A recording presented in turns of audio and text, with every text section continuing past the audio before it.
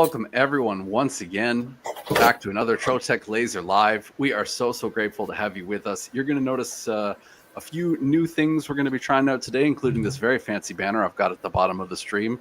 You'll have to let us know not only where you're watching from, but also let us know if you like some of the new stuff. I'm going to kick in some music here even in a minute. You're gonna love this. I know you're gonna love it. I said I'm gonna kick in some music. There we go. All right, let's go. I don't want to bury the lead, so we'll get started pretty quick here. We have quite a bit to go through today, and I think it's going to be a lot of really great stuff. I feel like the speed markers and our fiber lasers are something that we don't get the chance to chat about often enough. And so I think today's going to be a really, really cool opportunity. I would really encourage you, if you have any questions at all as we're going through this stuff, there can be a lot of information. So I hope you won't hesitate to toss any of your questions into the chat as we're watching. Again, very grateful to have you all joining us. Lorenzo and the graphics team and Arista and Reg, thank you again for joining us. Again, I don't want to bury the lead. I want to get us going here pretty quick. As always, I'm joined by Gabe. How are you, sir? Don, I'm good. I appreciate all the ambience that you've provided already so far. It's good to be here on another Trotalk webinar. Also excited to have the PhD of lasers, if you will, Gary Sheriff below us. So yeah, very, very excited to talk about Galvos. This should be a fun webinar. 100%. And you're right. Yeah, let's part of the reason that I think Gabe and I feel so confident in saying, yeah, throw us any Galvo question that you might have is not because Gabe and I are on the webinar. No. It is because we are joined by exactly Mr. Lasers himself, Gary Sheriff. How are you, sir? I'm doing fantastic. Thank you. Welcome everybody, and appreciate everybody joining. Yeah, there should be some really good stuff here. Galvos are a really good thing for a great progression, flatbeds to Galvos, and we got a lot of really, really good stuff. To me, this was many years in the making. I've been doing this an awful long time, and this is awesome. So real excited. Yeah. I mean, I know we've got a lot of stuff prepared and a lot of stuff you want to show. From a very, very base standpoint, though, if we want to talk about, what distinguishes, you mentioned a flatbed versus a Galvo, what distinguishes a speed marker or a Galvo system kind of very high level from, a flatbed system? One word: speed. Speed, and that's what we're going to show. So we've got a nice little documentation that shows, let's say, a speed for doing a lot. I think the number I used was 50,000 pieces. Once you get your business up to there, you can buy a lot of flatbeds, or you can buy a few Galvos, that kind of thing. So the one word that distinguishes any laser over another is the speed of the laser. We can go into a lot of details about that, but focusing into one word: speed. Yeah, I'm going to show. So we've got like a fantastic presentation here that Gary's prepared. And first and foremost, I'm going to say, speed is definitely the big thing. Whether you're doing 50,000 pieces or you're doing 50 pieces, you're still going to benefit, I think, from seeing that added speed. Gary, am I right in saying I think we have a video of it here working? That's a great video to show. This is not the newest video, but it shows, well, I call it magic. It's a Cerakoted copper part. It's a coating, and there's two passes. The first pass is going to remove the coating, though you really can't see. And then the second pass cleans it. There's 4 pieces there. Again, it's a Cerakote coating. There's a lot of different coatings. There's powder coating, there's anodize, there's paint, regular paint, there's Cerakote. And I want to stress that this video, despite what it might look like, is not sped up in any way. This is real-time. It looks like a video on TikTok where you hear the story in the background and it's like stimulating your brain. Like I was like lost for words because my eyes just were entranced on the just the whole process of it all. So you've already mesmerized me. I expected that to happen, but I didn't expect it to happen so quickly. Yeah, one of my favorite videos. So, yeah. In fairness, it's not as though the speedies are slow. So when you say speed, what is it about the Galvo systems that's giving that added speed? Like, what are those applications that you think somebody might be, whether they already have a speedy machine or they're looking for their first laser? What are those applications that somebody, that Galvo customer might be looking for? Well, if you go back to that first photo, I mean, let's just look at what these things really look like. There's two mirrors there. So there's two mirrors over on the left side, two mirrors. If you move that mirror in a small amount, you're going to get fast movement from side to side. So one moves in X, one moves in Y, and that is the Galvo. The Galvo is actually the mirrors themselves. Galvo is short for galvanometer, but a lot of people, including myself, when I first got into this, I couldn't say gal blah blah blah blah blah. I couldn't say that. What does that mean? It is a big word. Yeah, I still can't. So yeah, that's why we have you here, just to pronounce the word. Really, that's right. Yeah, but it's a Galvo. So it's a Galvo. It's two very fast moving mirrors. That's all they are. So the laser is actually identical. So if you have a flatbed laser, you can take out the actual laser source, hold it in your hand like a baby. Now it's a heavy baby. The laser source it's got some girth to it, but it's very it's a quality piece of machinery, the actual laser source itself. And if you were to attach a Galvo, which is the silver box over on the right side, left side, that you see there in the picture, that is the Galvo box, and then the inside is over on the right side. It's the same laser source, the exact same laser source. So if it's a CO2, the CO2 right there, you see laser is a beam of light, and a beam of light could be a fiber laser, a CO2 laser, and on and on. That right there, the second picture is a CO2 laser. You put a Galvo on it, becomes a Galvo laser. Or you could put it into a flatbed chassis and it becomes a flatbed laser. The motion systems are different. The XY, there's an XY motion system in a flatbed laser, and the Galvo is obviously the Galvo. So same laser, two different motions. And as far as speeds, there's a document that compares. So if you were running those high volume applications, would you like me to? I believe I have that document, correct? Please, yeah. Absolutely. And let me get that up here. Have some algorithm. Yep, that's it. Thank you. So if you see it's 50,000 pieces that you've got to produce. So the top there is numbers for a flatbed laser in theory, and you see machines needed. I have that in red. So you'll need, you can't have a half a machine, so let's just move that up to 7, shall we? So 7 machines for a flatbed. And if you scroll down, please. Here's numbers for Galvo, and same numbers, but numbers more towards what a Galvo would give you. And you see 2.2, so let's move that up to 3. So 3 machines for a Galvo. So in a nutshell, that's what the Galvo is all about, is speed. But of course, there's a lot of little other things as well to consider. And that's kind of what we're going to get to as well. So I apologize for cutting you off there, Gary. We got a great question here from Lauren, who I think she asked, so the Galvo is essentially an attachment. And I can see how that would be. So very basically, they although they work in the same way, you can think of the Galvo. And Gary, I'm going to pull up this Galvo machine that you have sitting right next to you here.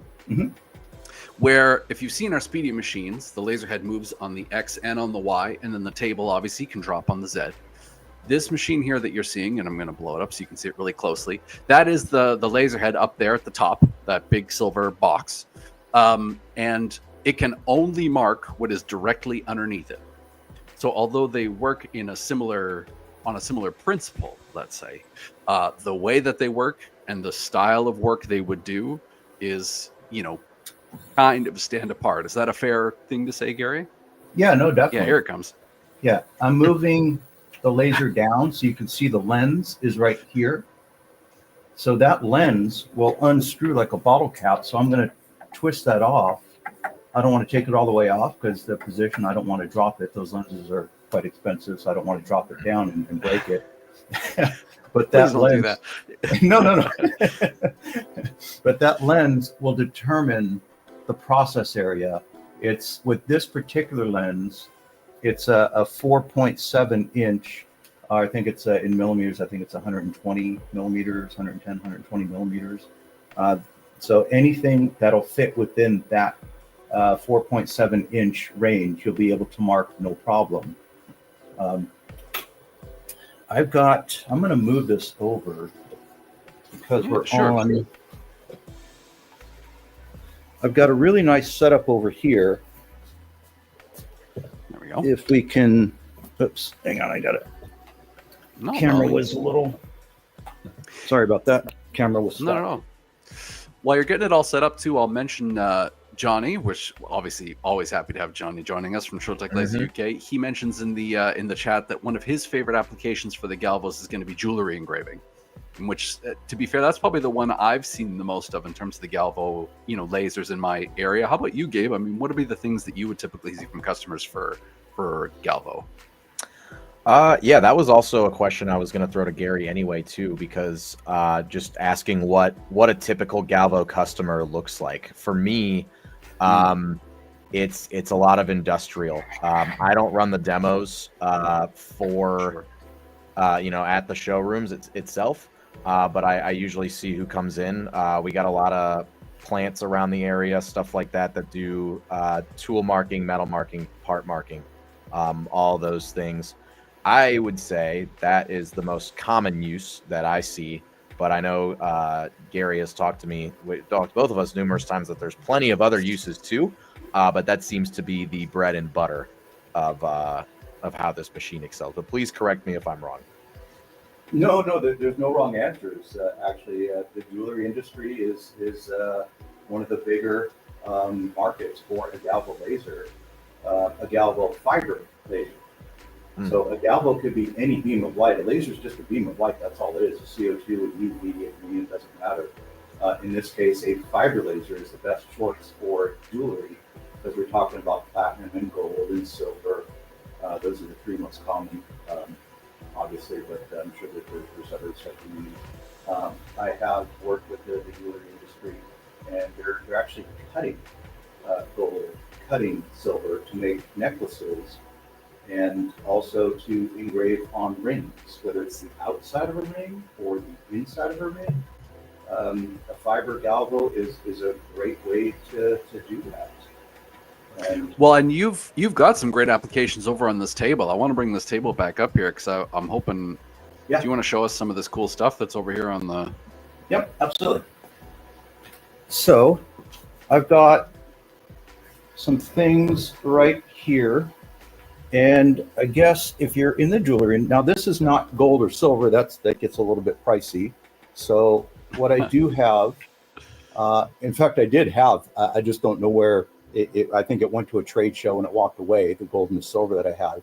But this is a piece of sheet metal, and you can see that's about as thick, or maybe a piece of gold, a piece of silver be a little bit thicker, which is fine.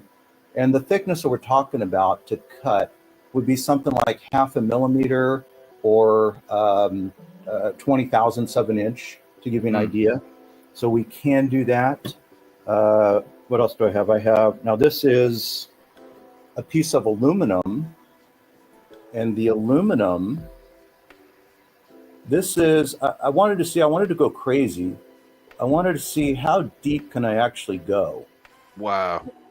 And that is 30,000ths of an inch, or 0.75 millimeters into That's aluminum. pretty impressive.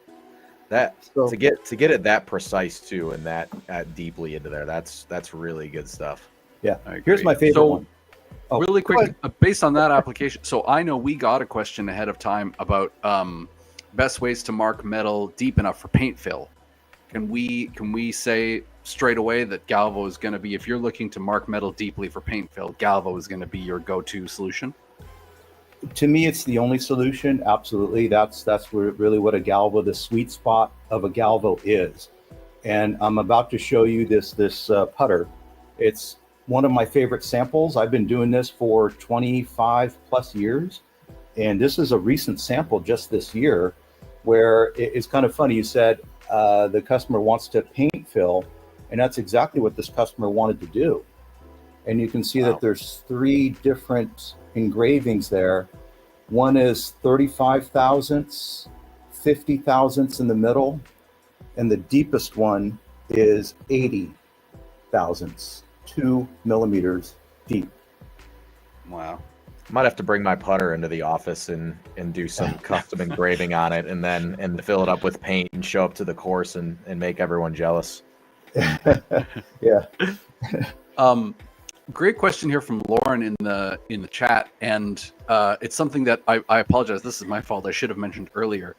She asks, so does the Galvo have more power, or does it depend on whether it's a fiber or CO2? I definitely should have specified. Oftentimes with the speed marker machines, 9 times out of 10, what we're referring to is a fiber laser.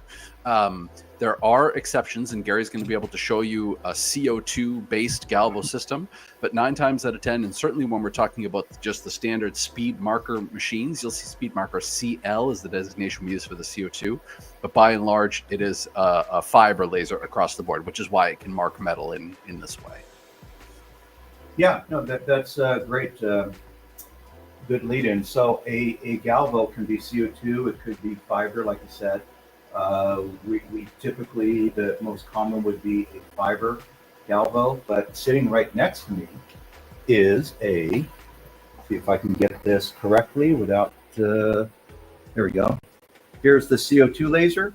So the silver portion, see if I can reach over. This portion right here is the exact same laser that's in a flatbed system.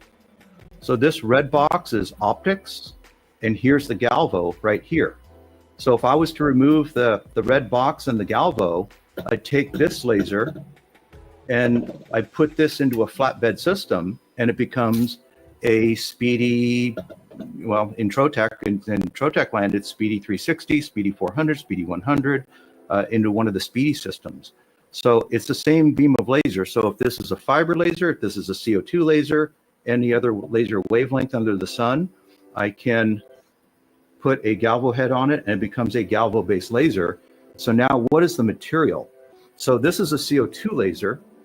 The laser that I have over here, this is a fiber laser. The laser is right here. It's very small. A fiber laser is small. So what is the material? So it's not about how much power it is, it's about what's the material. So I have here prepared a piece of acrylic. If you put the piece of acrylic in a flatbed laser, you're going to get cutting. You can cut with it. You're going to get frosted marks if it's cast acrylic. Not so much extruded acrylic, but you can get beautiful frosted marks with a flatbed laser. So let me see if I can. I have my laser booted up here, but bear with me a second here. I'm bringing up a file that I prepared. This will just take me a second here. And so just to make sure it's very clear, I just want to, as Gary was saying, although the laser source remains the same, what typically distinguishes a Galvo laser versus a flatbed laser is going to be just the head, basically the way that the laser is being dispersed onto the surface of your item. Either it's being reflected through a series of mirrors and then coming down into one of those speedy style heads like you've seen moving on the X and Y like we talked about, or as you can see here in this example that Gary's going to do, it's just going to go directly down from that Galvo head onto the surface of our item. And since it doesn't have to move, it's going to permit us some of that added speed that we were showing there in the beginning with that video. So now, Gary, I do think you need to talk about this alchemy you're doing right now with what appears to be a stick. It is. So this is a focus tool. So there's a lot of ways to focus. There are, you see 2 red dots on my hand. I don't know if you can see it. Yeah, I'm going to bring it up here. Yeah, so 2, you know what, I got a better idea. I'm going to cheat a little bit. And this is just a white paper towel. You see two red dots.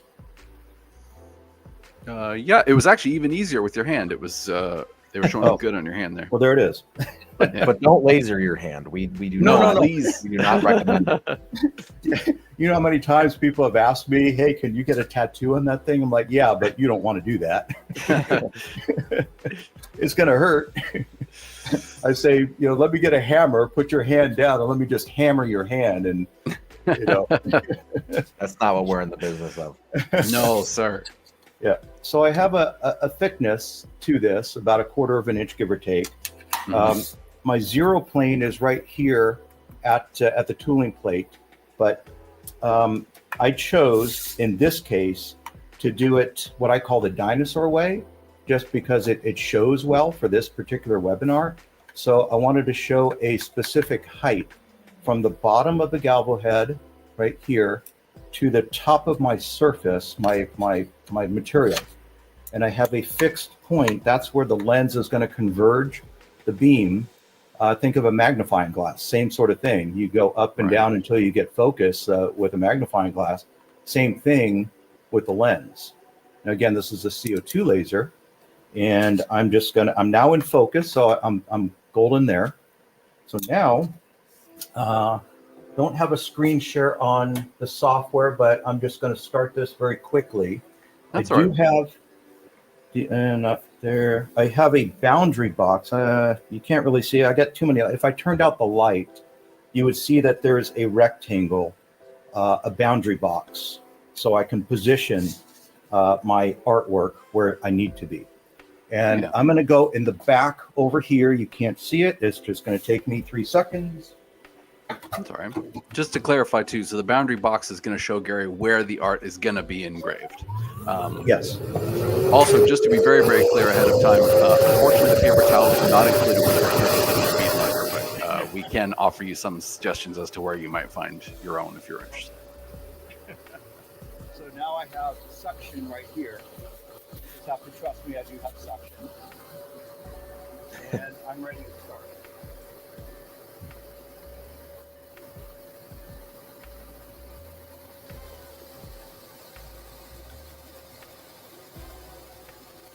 He's going to move that camera over quick so you guys can see just how fast this is going to engrave. It's pretty fast. It's real.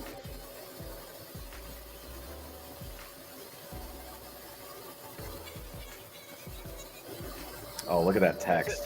So I'm going to turn off my exhaust just so you can hear me and I can hear you. And without cleaning it, here is what I got. So this is, again, acrylic, and it's a CO2 laser. And now I'm not happy because there's some soot on it. I expect that. And I'm going to just take a towel and wipe across that. And maybe... Beautiful. The hand really focused it perfectly. Or how about a black background? Even Ooh, better. that's good too. Yeah. And I chose that graphic for the Detroit Grand Prix, which is coming up, and we are having an event honoring the Grand Prix, the Detroit Grand Prix. Yes, that is coming up next weekend, the 29th or the 31st in Plymouth, Michigan. I will be there. You can come say hi. We're calling this the final lap right now because we are getting awfully close, and it's a holiday weekend coming up, at least in the States. So if you are interested in attending the Trotec Grand Prix, please reach out to us. The links are all over our social channels, LinkedIn, Facebook, Instagram. It is also on our website. So many different ways to sign up. We'll have a lot of great classes there. We will also, and then Gary, you're not going to be there, correct? No, I'm not going to be. Okay, but we still have one of our Galvo experts, I believe, doing a course on some of our speed markers. Ron, who many of you have seen before on our previous streams, he did a great one covering our CLs with tumblers. So there's a class for everyone there. You can learn a lot. It's going to be a great event. We look forward to seeing you there. Absolutely. And I think if you're registered to our emails, definitely check your emails, because there was one that went out just this morning, I believe, just like a couple hours ago, with some more registration links and things in it. So definitely, as Gabe said, highly recommend checking it out. It is a first of its kind in terms of this type of event for us. And even though Gary and I won't be there, which I know is a crushing disappointment, I promise It you, is. Gabe is good as the two of us combined. Um, so coming back around, Garrett, I would say, much as I really enjoyed the demonstration of the CO2 Galvo, Mhm. in my heart of hearts, I would still say that, in my mind, the main application is going to be metals, right? And it's not to say that the CO2 Galvo isn't awesome. As Gabe said, we've done a great webinar with Ron a few weeks ago that you can check out on the YouTube channel, showing, doing that with tumblers in particular as a Mhm. fantastic application for that. Are we going to be able to show some live metal engraving on this guy? Is that something we'll be able to do? Absolutely. In fact, what I've done is prepared a software in our software, a matrix program. Yeah, let me pull that up for you here. Yeah, please. There we go. So when you say a matrix program, Yes. So what the matrix program is, I'm going to zoom in on this. You can see my screen, right? yep, Fantastic. So this is something that is in our software. We call it SpeedMark. You see up here in the upper left-hand corner, we write that. That's always been a big feature that we offer. You don't need a hardware dongle like a lot of other companies do. So you can load it on any computer that you wanted to and do offline programming. But nonetheless, there are several variables that will change with all of your settings. You have power, you have frequency, you have speed, and this particular one is a MOPA.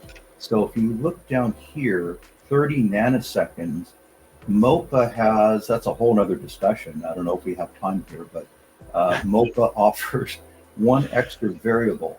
So what I did is I chose this 30 nanoseconds. In fact, you know what? I'm going to pull up another one just so you can see how easy this is. File, new program from template, marking parameter, and then I have a 20 watt MOPA, so I'm going to double click into there. And now I have several to choose from. And these 4, 8, 14, and so on, these are the different pulse widths, again, that distinguish a MOPA from a standard Q switch. They're both fiber lasers, but they're a little bit different. So I'm going to choose this one here, the 100 nanoseconds, because we're choosing metals this time. If it's plastics, I'm going to choose something like a 20 or a 30. More on that possibly later if we have time.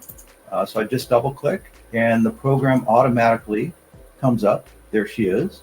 And you can see here, it's 100 nanoseconds this time. So 100 nanoseconds is fixed. It will not change. The speed is fixed. It will not change, 2,000 millimeters a second. The only thing that's going to be changing here is you see here the frequency from 20 kilohertz to 200. So we start with 20. The last one is 200, and then we vary it in between. And power. So I think that's a German word. I'm going to assume that means power because it's varying power. 10%, 20, 30, 40, and then we end up with 100% on the power. So we're going to mark different settings with one file that we just simply pull up. So I am going to hit my binoculars right here at the top, and then I'm going to look into the laser, and I'm going to choose a piece of metal, which is going to be a piece of steel, which I have here in the laser. I'm going to turn out my light, and you can see, can you see the red light? Yep. The boundary box here, the rectangle with a square. It's good. So I'm going to, in my software, I'm going to choose to go up, up, up, up, up. I'm doing this in the software. I'm going to go down a little bit in the size so it fits on my steel and continue to come up. And I don't know if you can see that, but I can. And I'm going to hit, I'm going to change my exhaust. It takes me 3 seconds. Ready to go. And I am going to shut the lid. And I'm going to turn on the light so you can see it. And I'm going to hit start. Blink and you'll miss it. Yeah. I See- should be. You didn't get a chance to sort of specify what it was, Gary. You said that MOPAs had a special thing that they could do, but you didn't specify what it was. They can mark on plastics better than a Q switch. And I'm going to show you some examples here in just a couple of minutes. It didn't mark at all, and there's a reason for that. So here's a good troubleshooting step. So there's a series of things to make sure that we're ready. The laser is all the way up here. My manual focus tool is, had to get it, it was on the other side. Here's my manual focus tool. I'm not sure if you could see the whole thing. See how much out of focus I am? So there's a good lesson. I really meant to do that on purpose. Yes, it's a teaching moment for all of us. Yes. So I can either, if you look at the screen, my speed mark screen, I know that the thickness of these are 70 thousandths of an inch, 0.07 inches. On my screen, I have a Program Z. I can certainly do this and come down manually. Now, what I said before, that's kind of the dinosaur way to do it. It works great and it's no problem. I also have the 2 red dots, as you see here, and you see, let me turn out the light.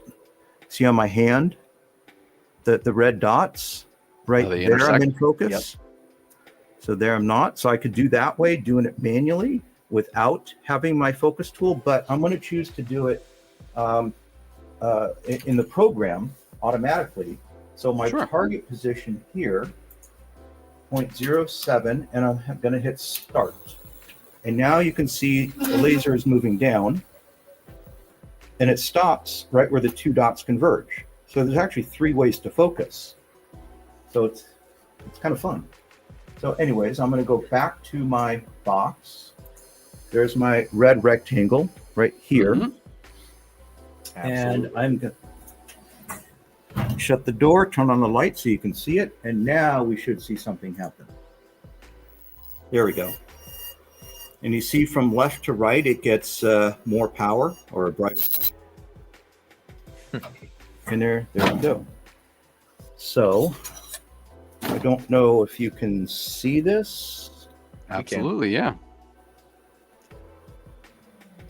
All the shades of toasted marshmallow. Yep. So there's polished and there's darker and there's not so good.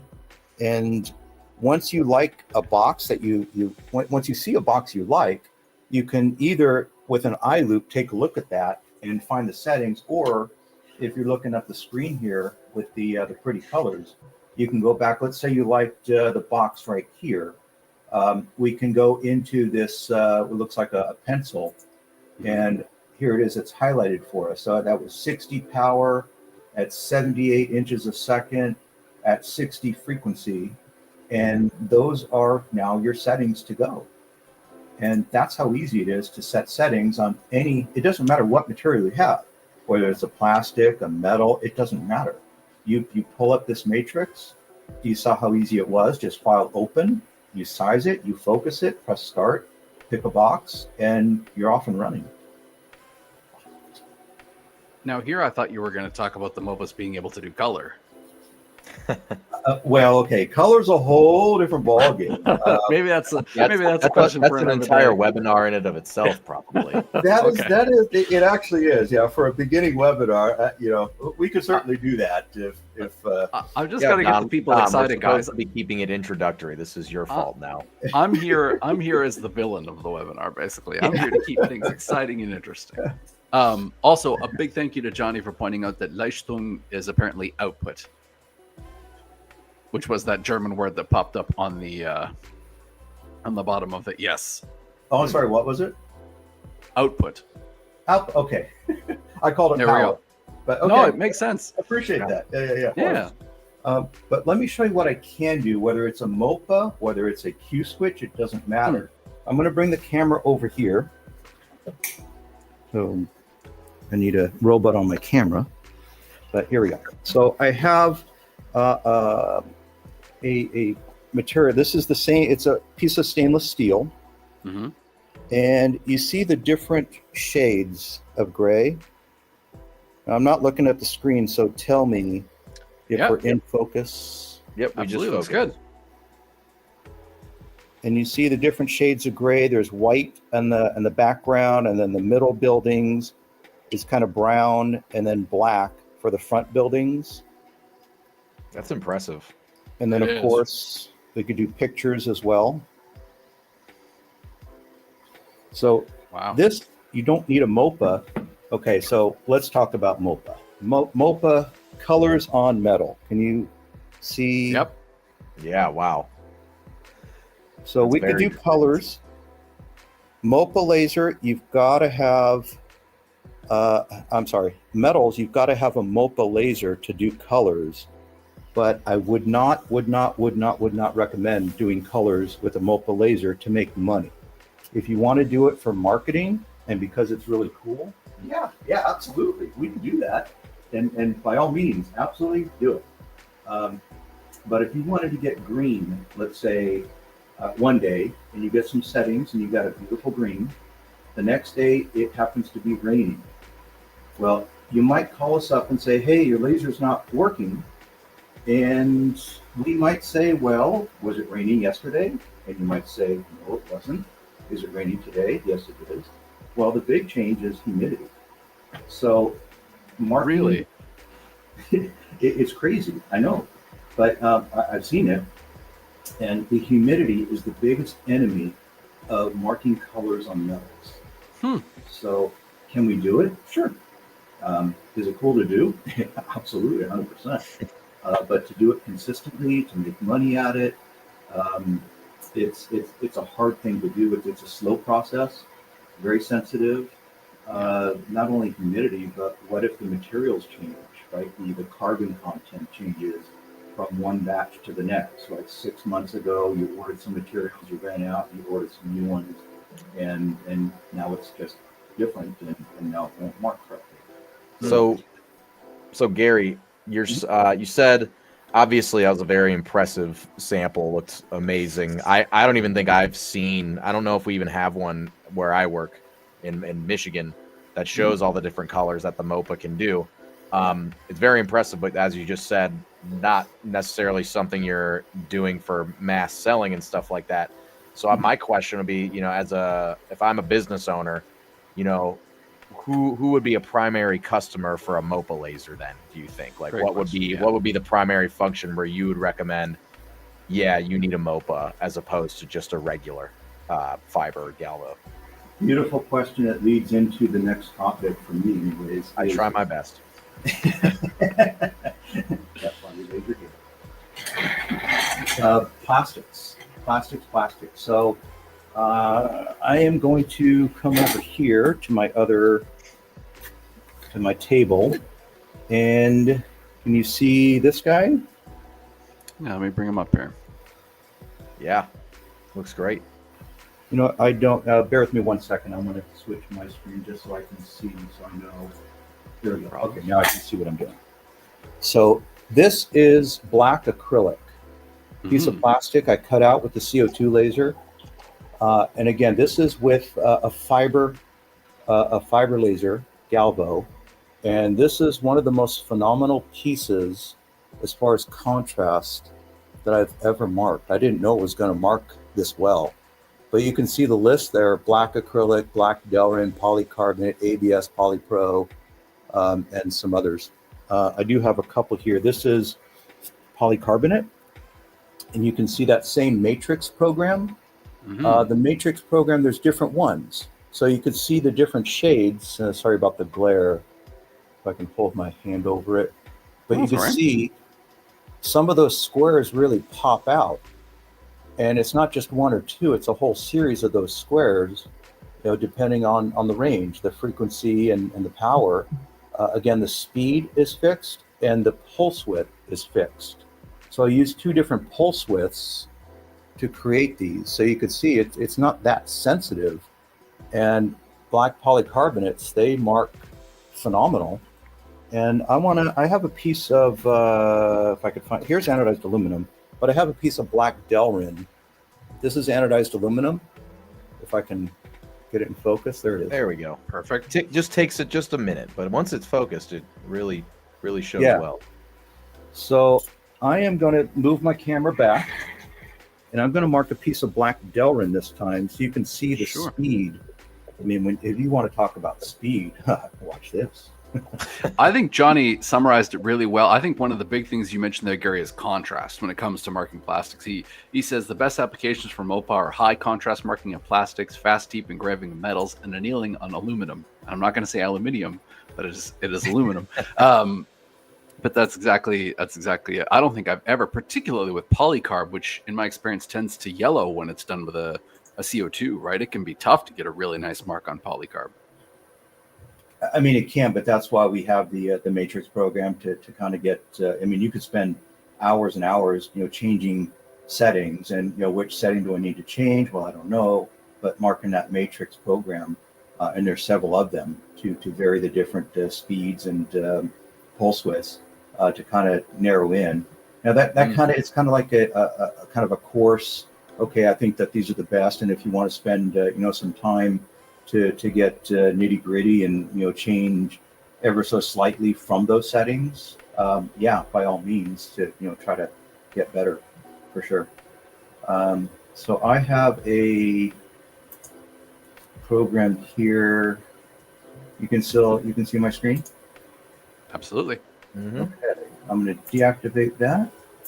I'm going to deactivate. Okay, that one's already deactivated. I want to activate this one. It is active, so that's what I want to mark. And I am going to now get a piece. Here's my piece of black Delrin right here. And I am going to, here's my focus. This time I am going to use the manual focus tool just to be different. So here she is, and one more down. So that looks good to me. And so now I'm focused, and now I am going to go to the black box. So black is always tough. You could see the red here. When I'm against a black piece, I can see it, but I don't know if you could see it in the camera. But if we were to use a white piece of paper, you can see that really pops. Yep. Yeah. So that's another little trick that I like to use, as a little piece of paper if I can't see it. So I actually want a little better demo, so I'm going to make this a little bigger. I'm going to make it 2 inches just so we can see it.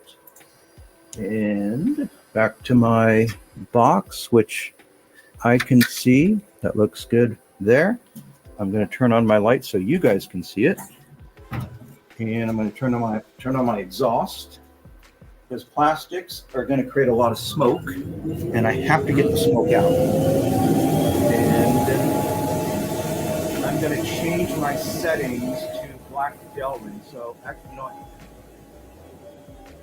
I turned off my exhaust because I don't know if you can hear me very clearly. So I'm going to take my my piece. I'm going to come over to the marking, and it says steel engraving. If I would have done this, you see it's 100% power, 35 speed. I would have made a lot of smoke, and it would have been an ugly, ugly mark, just melted, and it would have been really, really bad. So I am going to take my settings, which I already had here. I know it was under Poly Pro. I know it's not Poly Pro, but what I did under Poly Pro is I have a whole list of different settings here. One of them is, here's ABS, Poly Pro, white and black Poly Pro, polycarbonate, black Delrin right here. So that's what I have, black Delrin, and I already predetermined all these settings. I made all these settings, and now they're in here forever and ever. So I'm ready to go. So I'm turning on my exhaust again. I'll flop you back here. Okay. And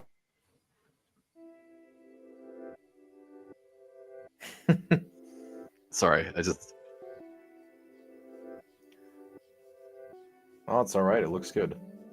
It does, and I thought everybody would appreciate the. It looks even better when it doesn't sound like a plane engine taking off. Gabe and I have to hear that all day long, but no reason you guys should have to. Yeah, it is like being at the airport. Yes. so turned off my exhaust, and Perfect. Looks great, Gary. Yeah, Yes. well done. so it was 22 seconds. and I Wow. can't see, so I'm hoping that it's It looks nice, man. okay to see. Okay.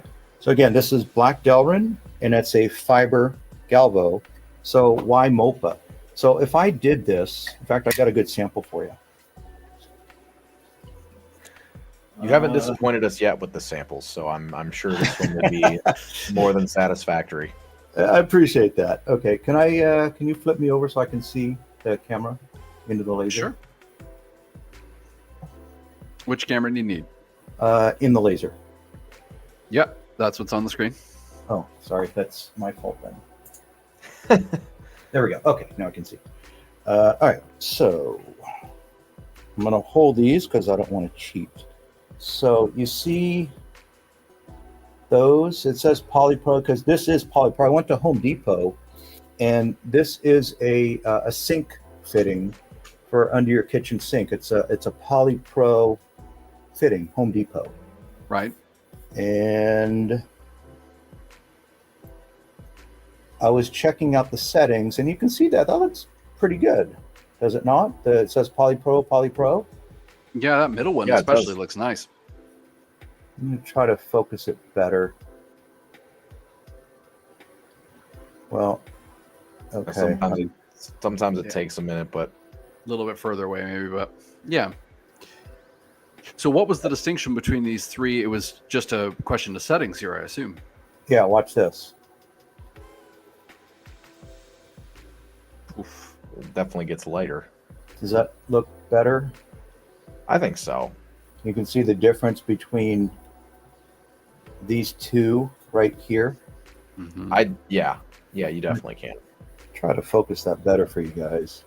There we I feel go. like you- That's perfect. Yeah, that Yeah. little twist at the end did it. Yeah. And yeah, you can definitely see that lighter look on the end. So why do you want MOPA? This is why you want MOPA. If you're okay with the middle and these two over here, okay, fine. Q switch is fine. But a MOPA, it lets you tune down the pulse width, and there's less heat. Plastics melt; they have a low melting point, less heat, and I can do bubbling and have a bigger process window, and that's what a MOPA gives you. Wow. Well, there you go. And then there's my Grand Prix car, of course. All right, And, that's a good example too. That one I think shows it even more, just because you can. Yeah. I mean, you can really see the difference in the coloring there, the contrast, if agree. you will. This was actually an accident.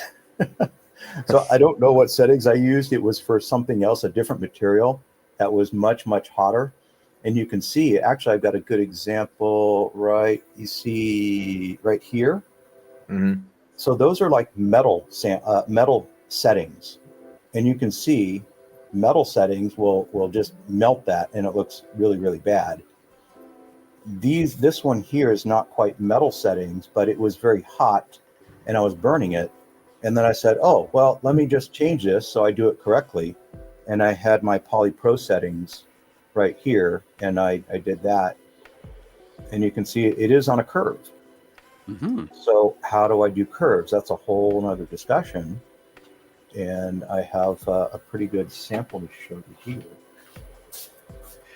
One thing, as we're getting into kind of the last 10 minutes here, Gary, one thing I will get you to, I definitely want to see the samples, because Gabe's right. It's you've been knocking them out of the park so far here. Do you want to show that last one here up to the camera before you? Yeah. So I'll show, I got a black and white piece of Polypro. So again, Home Depot. Here's my car again. But right here. So I don't remember. I think it might be an 1.5 inch diameter, something like that. And I lowered the focus. I focused it right at the 12 o'clock position, and then I lowered it, and I did just some rectangles, and that's all I did. So you can see maybe the one maybe right here might be the best one. The second one there, hard to say, but you can see just by dropping the focus, I can kind of compensate. Now every lens is going to give you a range of focus. So there's a lot of things going on with what lens, what wattage, how far around can I go around. There's a dynamic shifter we can talk about. the rotary indexer we can talk about, but this is just plain and simple. How much can I just lay my sample down, and let's say it's on a V block, very simple like that, and now I focus it right at the 12 o'clock position, and then I drop it down 0.5 millimeter, 20 thousandths, and drop, and see what the best range is. So I'm trying to talk fast on that, but because we're short on time, but I wanted to show that there's little tricks that you can play to get a good focus on a round part. No, absolutely. We don't have a webinar long enough to show all of Gary's tips and tricks that he's discovered over the years, but it's true. If we can just get a few, that's a win. One thing, here we go. So hold on, let me get back here. There we go. One thing I did want to bring up with you, Gary, and I've got to set over to the side here because I want to share my screen with this presentation. I think the setup of different workstations and the different sizes of Galvo, I mean, you mentioned earlier about the particular marking area that's underneath of a head.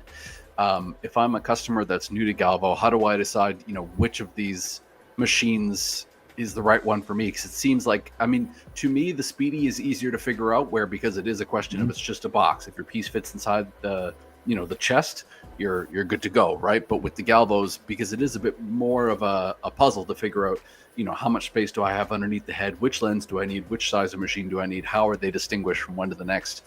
Do you want to kind of walk us through the range a little bit of different machines and why, you might choose one over the other or vice versa? Yeah. No, this is, I appreciate that.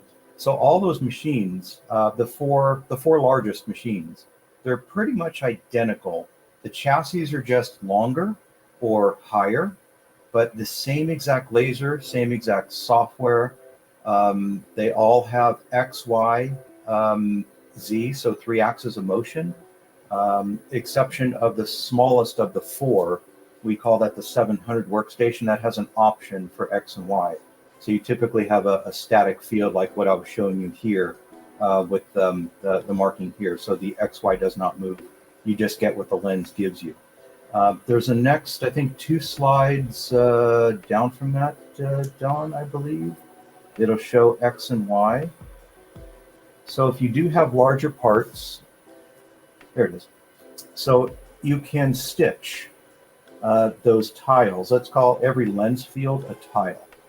And this one in particular is the 160 millimeter lens, which gives you a 4.7 inch square. So that's what I'm using here that I was just marking with, the metal and the plastic. But now I have, let's say, I don't know, a golf club.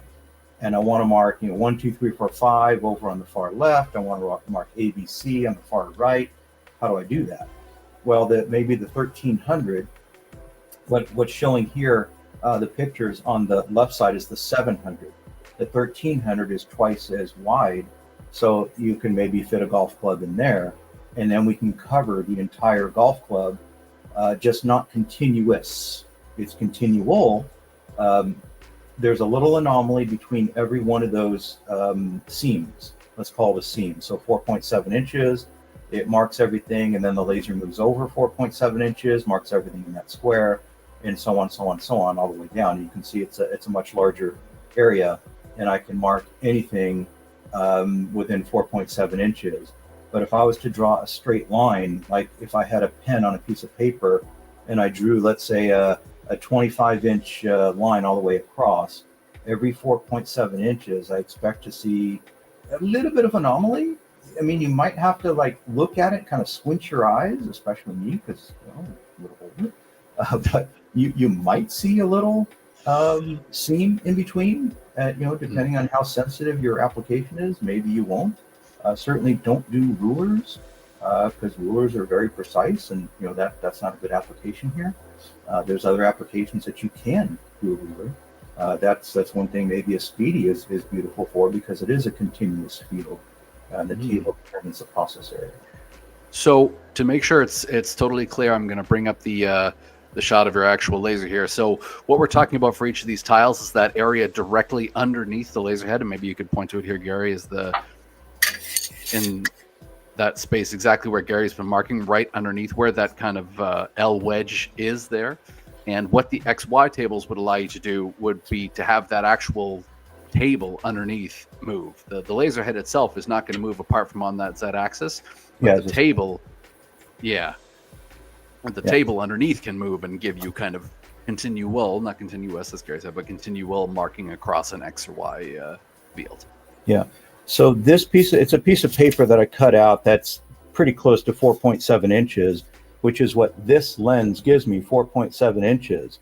But what if I had my part was here and I wanted to mark the entire thing continuous? This is about 8 inches, give or take. That's just my focus tool, if you remember. But it's my part. It's a metal piece. It's a plastic piece. And I want to mark continuous across a straight line.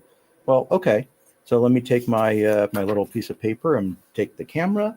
And I'm going to come back over here. I know I showed this at the very beginning, but let's put some explanation to all this. All this here. I think you can see it there. So there's different lenses. I'll put this back where it was. So this is the lens setup that we were using. Now this is the part, right? It's 8 inches. I want to mark continuous on this part. So here's the next lens up right here. This is the 254 lens. It gives me a bigger area. It's not quite, you see, I have a little bit that I can't mark right here. But okay, well, I have to go from end to end.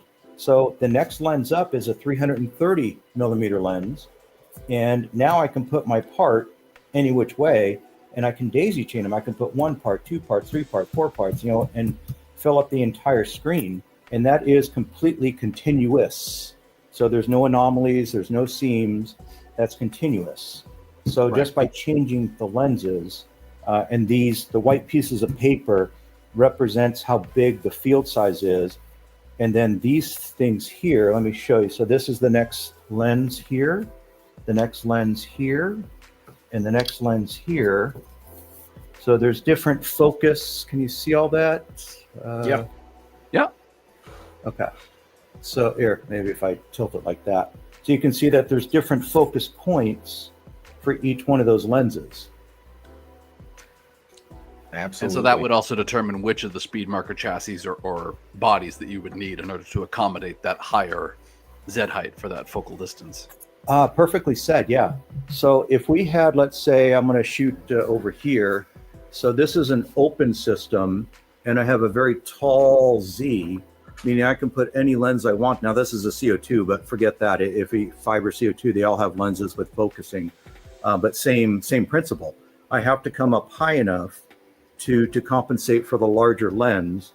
And if I come over here to this system, I'm going to shut the door so you can see the height of it. So I only come up to here. The laser comes up to here.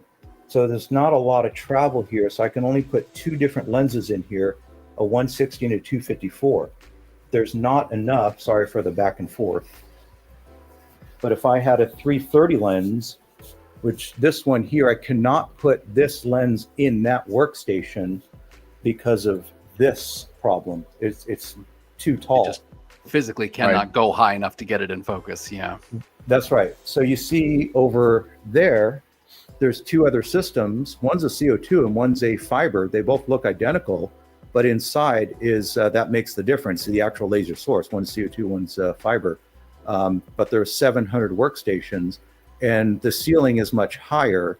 Therefore, I can put even this lens here, the 420 lens, and get this is 12 inches by 12 inches continuous with that 700 or any of the other workstations that you were showing before, the 700, the 1300, 1350, and 1600 workstations. Awesome. So as we get to the top of the hour here, Lauren with another kind of great question, and I think you nailed it. It's so bigger lenses equals bigger work area, and that's exactly it. And then, possibly you can accommodate for that in several different ways. Either you can have a bigger, as Gary was showing, a bigger chassis to be able to accommodate that added Z height, or you can get one with a moving XY table to be able to kind of link those marking areas together. But it's never going to be able to go all the way across without stopping. It's going to be, like a mosaic, little chunks of whatever that work area is laid one, end on end next to one another. Perfectly said. Yeah. Yeah. So there's a lot of things. What is my product? What's my material? What's my volume? A Galvo is just it's a great progression, let's say, to grow the business. Even started it. We have people starting a business with these things as well. So they're very very flexible, universal. Yeah, I think we've done a good job, or I hope we've done a good job of kind of touching off on the 100 different pathways that a Galvo system can take you down, whether you want to do certain kinds of plastic, whether you want to do certain kinds of metal, whether you want to do putters, right? Putters important, Yep. paint filling. I mean, there's so many different things. If there are certain things that you guys would like to see us kind of come back to and touch on in a more detailed webinar, definitely don't hesitate to let us know. That's something that we'll want to, dig into obviously in the future here.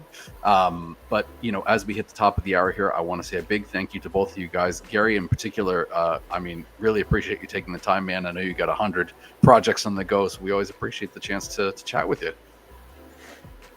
Yeah, Yeah. I appreciate this. Has been great, and I appreciate everybody logging in and allowing us to demonstrate some of these things. And this kind of touches. I got 25 years of doing this, and to put 25 years into an hour is it's hard. So I hope this makes sense, and I try to have some visuals here to make more sense. So thank you. Absolutely. Yeah. Thanks a lot, Gary. Appreciate it. As I said, I want to kind of say thanks to the people in the chat too, as well, to John and to Lauren, to everybody who joined us, and especially to Lauren for throwing in some of these great questions. Gabe, want to circle back to you, man, with the Grand Prix coming up. Do you want to kind of touch off once again on just kind of some of the details, what people can look forward to, why they might want to be excited about it? Yeah. Especially with this webinar, if there are more Galvo questions that you have, Gary is not unreachable, by the way. I've sat in on many Teams meetings with him, with customers, where we've gone over a number of different things. So if this sounds like something that would be good for you, that could be great for your business, or if you're starting one, please reach out to us. Gary is always happy to talk to the customers all the time. They should really start introducing a laser course at local universities so that you could go teach there. Yes. But yeah, in relation to the Grand Prix, we'll be doing just about everything there. So if you are interested in Galvo lasers or flatbed lasers, UV printing, sandblasting, and then we have a bunch of other people coming in to do specific applications like leather and promotional products and all these different great things. It's going to be a lot of fun, the 29th through the 31st next week in our Plymouth office. We've already got a lot of people coming. It's going to be great. If you have any interest in lasers and want to learn something new, there's no better place to be. Totally, 100%. You can check it out if you head to troteclaser.com. We've got a page on there that you can check out. And again, if you're subscribed to our emails, you should definitely be subscribed to our emails, because there's a lot of good stuff in there. But yeah, definitely you should have an email from this morning with some of the registration links. Again, I hope everyone will look forward to our next webinar, which is also published in the emails, just to kind of circle back on that one. Hope everyone had a fantastic time. If you're watching this later on YouTube, a big shout out to you. Feel free to drop a question in the comments below, and I'm almost certain that Gary is going to be monitoring them for the next few days to see if any more questions come in.